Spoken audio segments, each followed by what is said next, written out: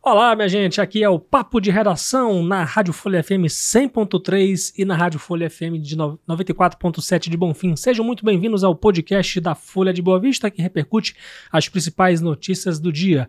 Aqui quem vos fala é o Lucas Luquezzi, para conduzir essa atração que traz aqui os bate-papo com os repórteres do Grupo Folha de Comunicação. Hoje tem notícias de política, de polícia principalmente, né?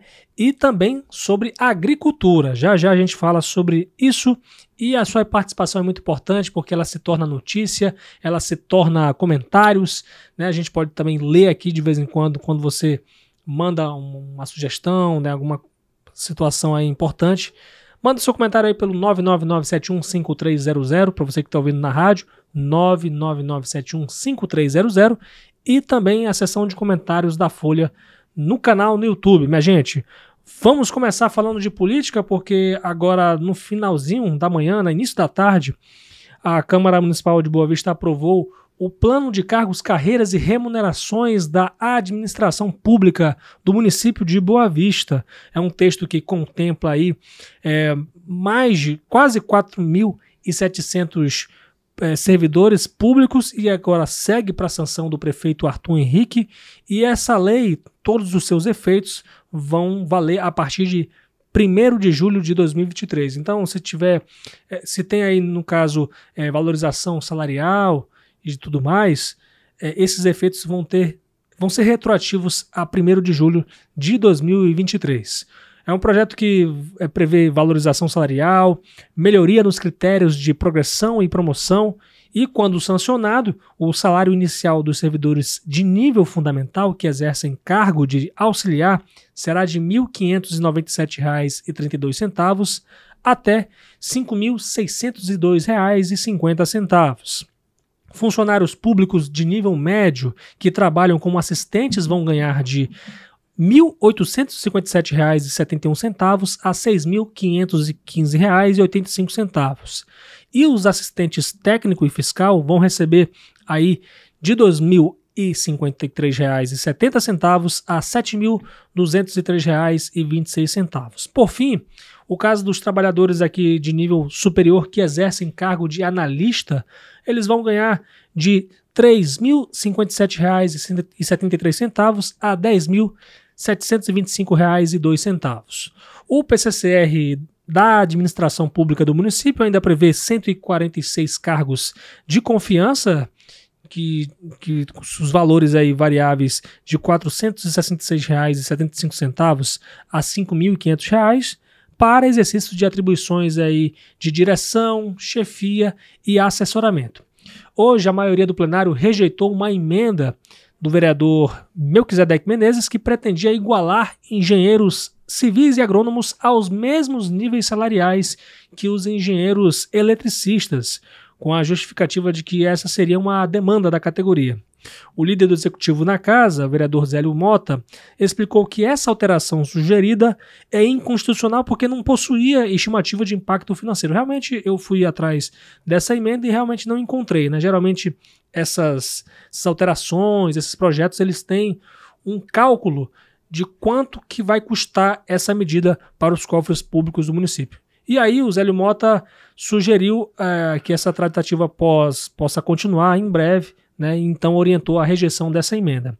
O presidente da Câmara Municipal de Boa Vista, o vereador Genilson Costa, destacou a rapidez dos colegas na análise desse PCCR, que estava na casa desde 21 de agosto, e a importância de ouvir a categoria antes da aprovação. Tanto é que nesta quarta os vereadores aprovaram um requerimento para poder acelerar a votação do PCCR. E na justificativa desse projeto, o prefeito Arthur Henrique destacou que a ideia do plano é garantir a melhoria da qualidade de vida dos servidores e incentivar a economia do município de Boa Vista com o aumento do poder aquisitivo dos servidores, garantir a excelência e eficiência no atendimento à população. A presidente do CITRAN, do Sindicato dos Trabalhadores Municipais de Boa Vista, Lucinalda Coelho, destacou que os principais benefícios do novo PCCR incluem desde a previsão em lei da jornada semanal de 30 horas de trabalho até a padronização dos níveis salariais das categorias. Qualquer detalhe a mais, você confere a nossa cobertura aí em folhabv.com.br. Eu chamei a Marília Mesquita aqui para falar com a gente. Seja bem-vinda, Marília. Como é que você tá? Oi, Lucas. Oi para você que está nos acompanhando, nos assistindo e nos ouvindo. Tudo certo. Que bom. Mas aí, tudo certo para cá, né? Mas o mundo do crime tá um pouco movimentado, né? Sim, hoje a gente já começou aí com um incêndio. Teve aí um assaltante que acabou sendo agredido por populares, enfim, o crime sempre nunca para. Ocorrências policiais, né? Porque não necessariamente o incêndio... Não tem nada a ver com criminosos, tá? Não necessariamente, né? Não sei esse caso aqui, mas a Marília vai me contar o que foi apurado até agora sobre esse incêndio que aconteceu. Vamos começar falando desse incêndio que atingiu um galpão de uma transportadora no Distrito Industrial de Boa Vista. O que aconteceu, Marília? Isso, Lucas, como você falou, esse incêndio ele aconteceu nessa madrugada e, de acordo com informações do Corpo de Bombeiros, a equipe ela foi acionada e aí foram utilizadas aí para controlar esse incêndio de grandes proporções, cerca de 20 mil litros de água. Essa ocorrência, para os bombeiros ali conterem essas chamas, ela durou aí cerca de 3 horas até que os bombeiros conseguissem ali controlar as chamas, fazer o rescaldo ali de todo o galpão. E esse caso ele aconteceu, como você disse, lá no Distrito Industrial. Nossa, foi um incêndio de grande proporção. De grandes proporções mesmo. Para uma ocorrência durar 3 horas, tiveram muito trabalho os bombeiros. Sim, tiveram muito trabalho.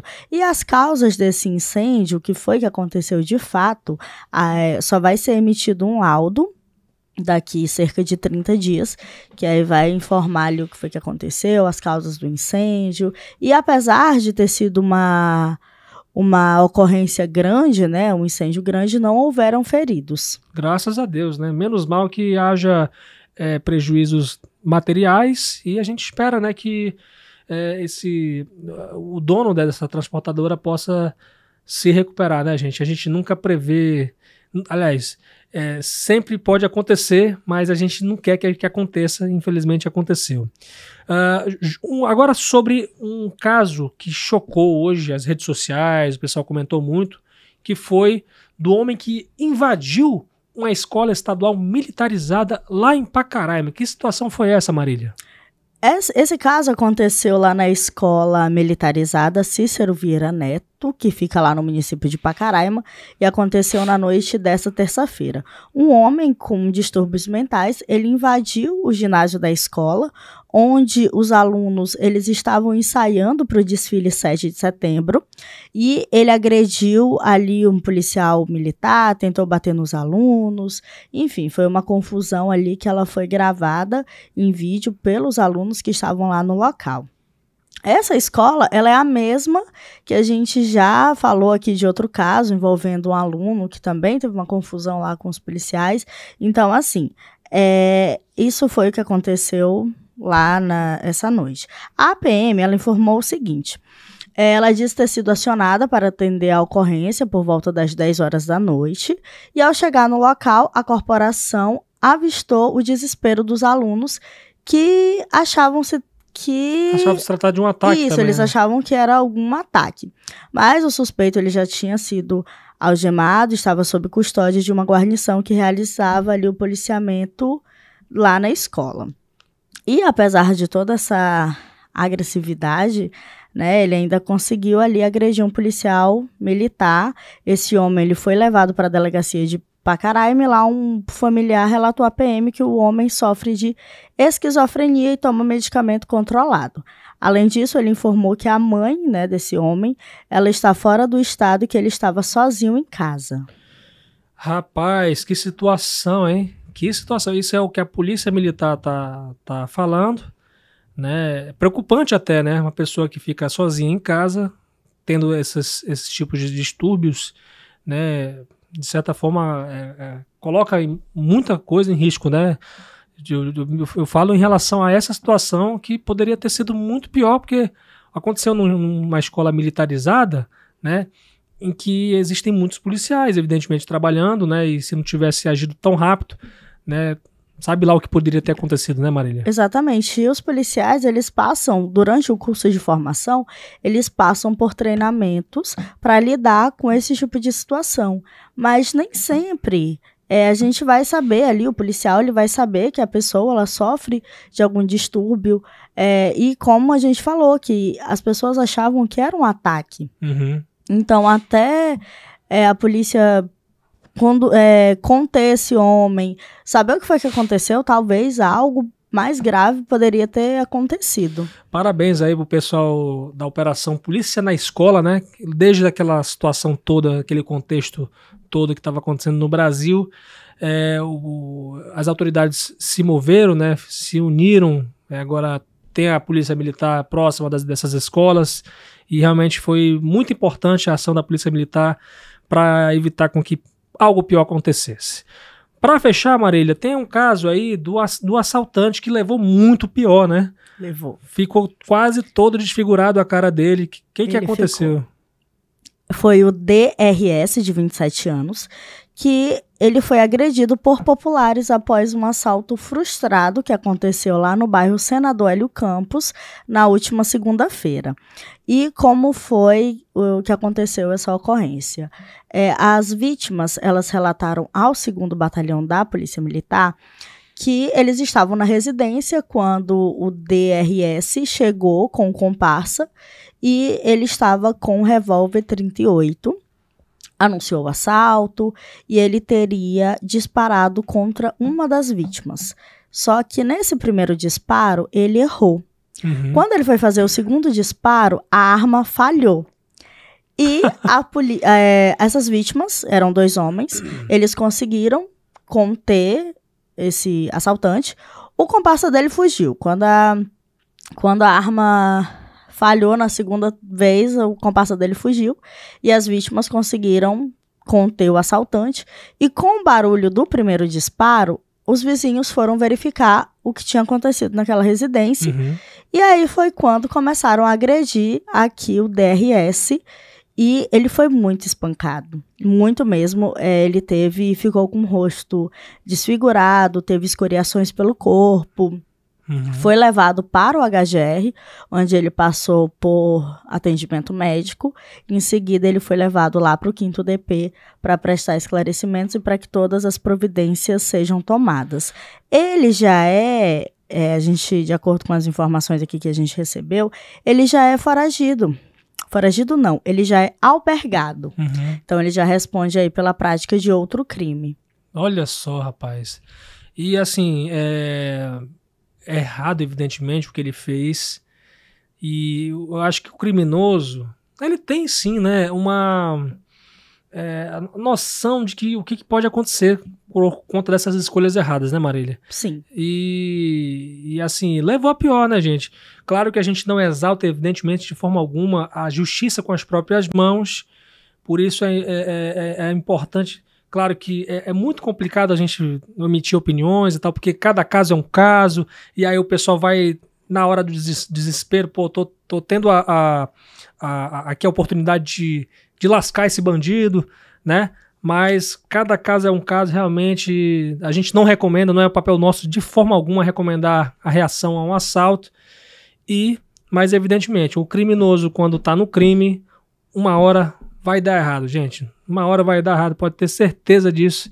Mas se está a longo prazo nesse mundo errado, infelizmente essa é a escolha de muita gente e que acaba se dando mal uma hora ou outra. Isso, e esse caso aqui, uma pessoa inocente, ela poderia ter perdido a vida, porque ele atirou contra uma das vítimas, só que ele acabou errando. E quando ele foi efetuar o disparo pela segunda vez, a arma falhou.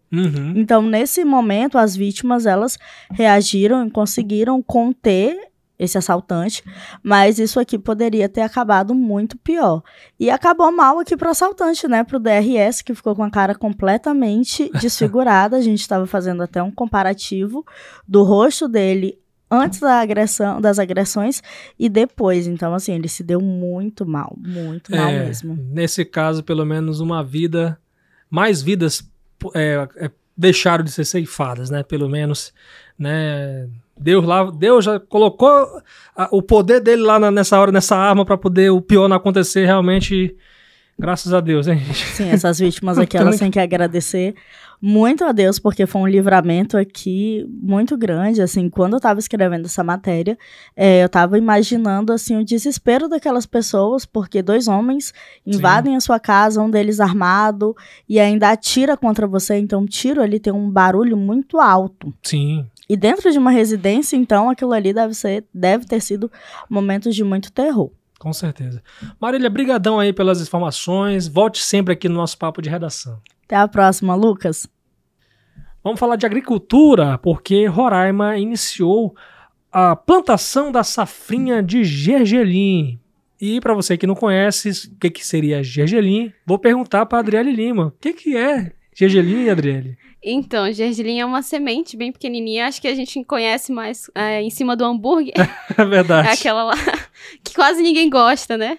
Mas a gente tava pesquisando ali, ela é muito boa, viu? Muito saudável. Eu particularmente, eu gosto, às vezes, de raspar a base aí do pão, do pão do hambúrguer, pra só comer o gergelim. Eu acho gostoso. Você gosta? Sim, acho também muito gostoso.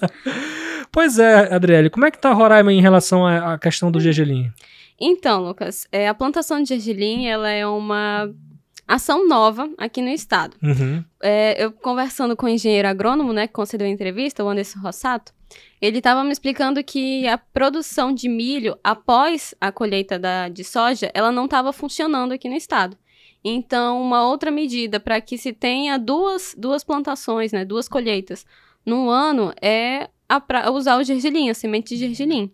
Então, essa é a segunda vez que o Estado está investindo, que as empresas estão investindo na plantação de gergelim. Não são todos os agricultores de soja, mas alguns já estão utilizando, né, o solo já preparado após a colheita de soja, e aí planta o gergelim para colher ali entre novembro e dezembro. E a expectativa aí para essa safra, safrinha? Essa safrinha, né? O nome até safrinha justamente disso, porque ela é logo curta, após, né? Curta e é logo após uma outra plantação. A expectativa esse ano, ela é entre 10 a 12 mil hectares de colheita, né, de gergelim, porque pode ser que seja um verão muito intenso, devido ao El Niño. Pouca chuva, né? Por mais que o gergelim não sinta, não precise tanto de água, né? Isso pode afetar na plantação, e aí a gente tem uma redução na quantidade de hectares para serem colhidos. Tanto é que, na primeira vez que a gente teve a plantação de gergelim aqui, acho que foi entre 2020 e 2021, foram 20 mil hectares. A expectativa era de 20 mil, e esse ano é a metade, justamente por conta desse período de seca que está previsto aí para o estado. Realmente, a gente vai ter a gente já está tendo, né, um calor rigorosíssimo aí. Como é que você tá vendo esse calor aí, Adriele? Insuportável. Tá difícil, né? Insuportável, tá muito quente, os ares não estão condicionando aí o calor. Não, tá afetando até a água, abastecimento de água aqui em Boa Vista, né? Tá até, inclusive, derretendo aí as caixas d'água. As caixas d'água, é verdade. Que fazem, hein? Tá bom, André, obrigado aí pelas informações, obrigado pela conversa aí, até a próxima aqui no nosso podcast. Nada, até mais. Até mais. Vou fechar aqui com uma notícia sobre o pessoal que está no cadastro reserva do concurso público da Secretaria Estadual de Educação. Dezenas de professores foram à frente da sede da Secretaria de Educação, né, do Estado hoje pela manhã, fizeram uma manifestação para poder cobrar do secretário a questão oficial da prorrogação do concurso, porque eles estavam preocupados que o concurso ia vencer agora em dezembro, e aí não tinha uma garantia efetiva de que seria prorrogado. A questão aí também do chamamento de mais professores, né, desse certame que foi realizado em 2021, com a justificativa de que o Estado está precisando, tem um déficit de professores, de profissionais da área da educação. Então, assim, estavam criticando também a questão da realização de seletivos enquanto há pessoas no cadastro reserva do concurso público de 2021, e aconteceu o seguinte, que o secretário estadual de Educação, Nonato Mesquita, respondeu o grupo, recebeu esse grupo de professores hoje ainda pela manhã, né, durante esse protesto, e garantiu a prorrogação do concurso, que isso vai ter um anúncio oficial posteriormente, e que a 8ª chamada do concurso público da SEED vai ser feita já logo, né, em breve aí no Diário Oficial do Estado de Roraima. Então, essas são as informações a respeito desse ato, né? Uns detalhes de bastidores sobre a manifestação de hoje, né? O grupo levou faixas com dizeres como chega de processo seletivo na SEED e por um ensino plurilingüe e de qualidade. Um professor chegou, inclusive, a ironizar a Secretaria de Educação ao ministrar em frente à SEED uma aula de direitos, né, com um pequeno quadro de sala de aula. Então essa foi a forma dos professores desse grupo reserva do cadastro do concurso público da educação, uma forma de protestar aí a respeito dessa situação, essa luta que o pessoal vem encabeçando já desde que o concurso público teve, né, em 2021. Então a gente segue acompanhando aí o transcorrer, o desdobramento dessa luta. Bem, minha gente, muito obrigado pela companhia de hoje. Esse é o Papo de Redação de hoje, nessa quarta-feira. Agradecer aí a sua companhia mais uma vez e agradecer aqui os meus companheiros de bastidores, a edição de Fabiano Lopes e o apoio técnico de Rio Herrera, John Hudson e Aduan Figueiredo. Aqui quem vos fala é o Lucas Luquezzi, que também estou na produção, além da apresentação, e eu peço a você, participe conosco enviando seu comentário para o 999715300, né? Comente aí sobre o que a gente está falando na seção de comentários do canal da Folha no YouTube, e tem as redes sociais da Folha, no Instagram, threads do Instagram, no Facebook e no Twitter como @FolhaBV e no YouTube @TV Folha BV. Se você está no computador, youtube.com/TV Folha BV. Eu tô no Instagram como @Lucas Luquezzi, meu sobrenome é LUCKEZIE, para facilitar a sua busca aí e interagir comigo, né? Às vezes tem um assunto interessante que você queira falar, queira sugerir de pauta, de matéria. Esses são os nossos canais que a gente tem para você. Muito obrigado, minha gente. Até amanhã, se Deus quiser.